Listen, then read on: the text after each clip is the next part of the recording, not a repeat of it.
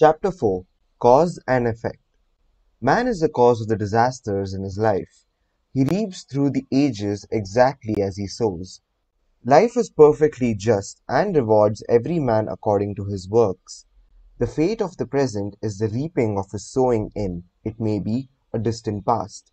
Therefore, the disasters and sufferings of this life must not be attributed to the interference of a capricious and unreasonable God, for the truth is, they are due to the exact working of a perfectly just law. Fate, once created, is irrevocable. It can neither be fought nor evaded. By fighting against fate, man merely smashes himself to pieces. To do so is equivalent to running his head against a stone cliff. The harder he charges, the greater the damage to his head, but the cliff is unaffected. Fate, although largely self-created, is really the divine purpose of life, therefore to resist it is to fight against God.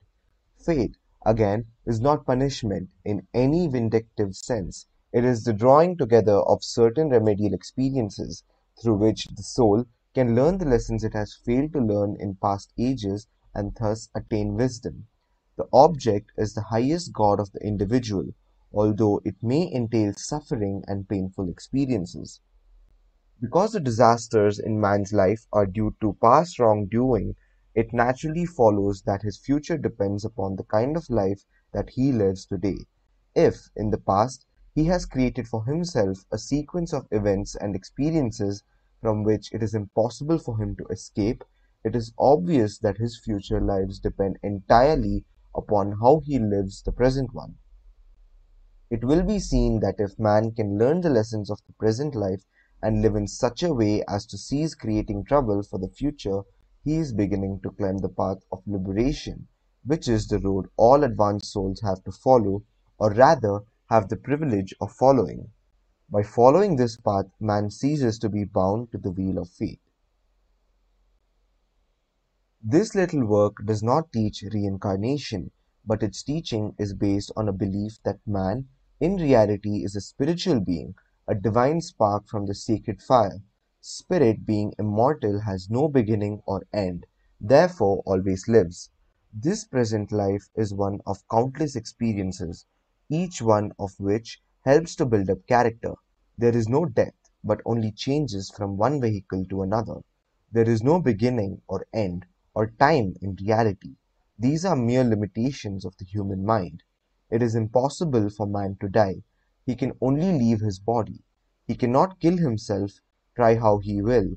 He can only force himself out of his body.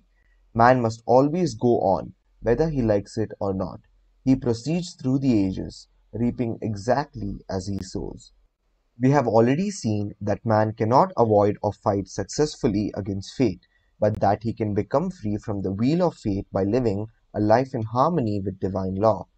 At this point, it is necessary to point out that most of man's troubles are not caused by fate at all, but are due to his fighting against or trying to resist the great plan. If the experiences of life are resisted, or an attempt is made to evade its discipline, troubles and difficulties will repeat, becoming more painful and insistent until their lesson is learned and the life changed accordingly. Therefore, man has it in his power greatly to improve his present life, as well as to create a far better future simply by living his life today in harmony with divine law. This is the inner secret of all historic teaching.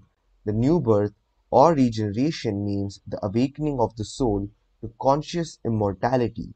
The old self that was bound to the wheel of fate and the plane of cause and effect from which it could never free itself, owing to the fact that it was continually binding itself to the wheel afresh through following selfish desires, dies, and a new self is born.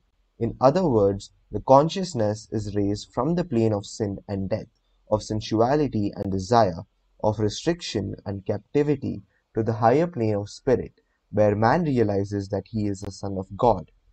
He discovers that the divine spark within his true self. He realizes also that he has always lived in his spiritual self. Beginning and end, like change and decay, belong purely to the material plane and have no place in reality. They form part of this present three-dimensional existence but have no reality. Endless being is the reality. Anything short of this is mere illusion. It is not necessary, therefore, to believe in the theory of reincarnation, or that all of our experiences must of necessity take place on this plane. Sufficient to know that we can never die, that we cannot escape from ourselves, and that to neglect seeking with all our heart for union once again with our divine source is merely to prolong our sufferings. Further, it is necessary to point out that all thought and action have an immediate as well as a far-reaching effect.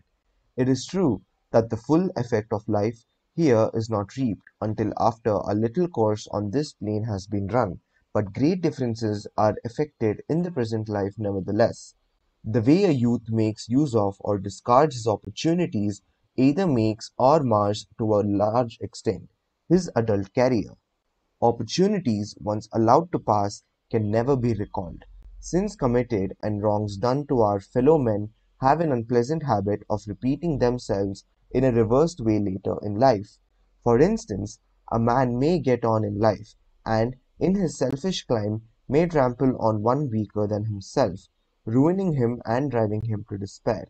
Years afterwards, he will probably be treated in exactly the same way by someone stronger and more favorably situated than himself.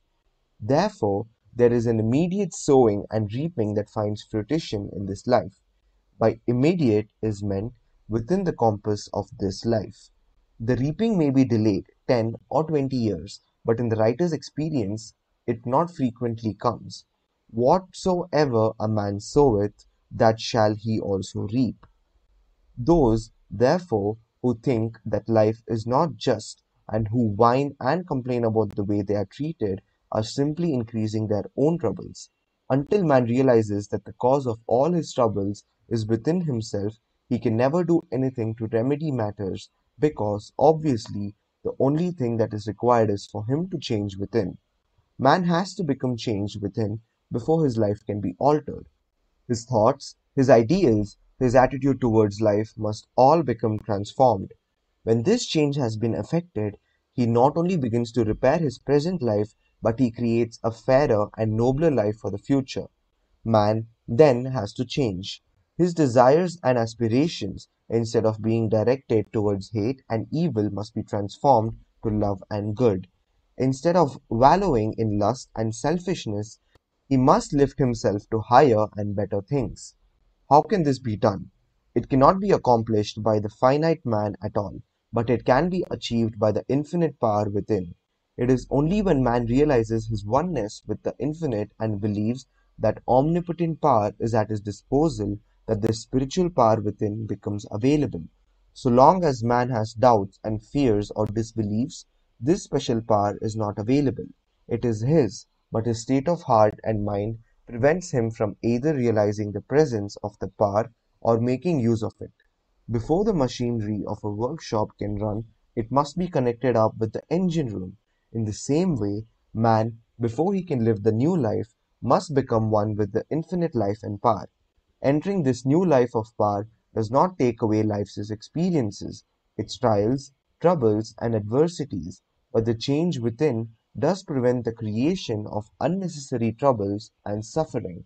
Also, even a so-called unkind fate loses much of its power to wound, for the higher man rises into union with God and infinite love, the less power it has in his life.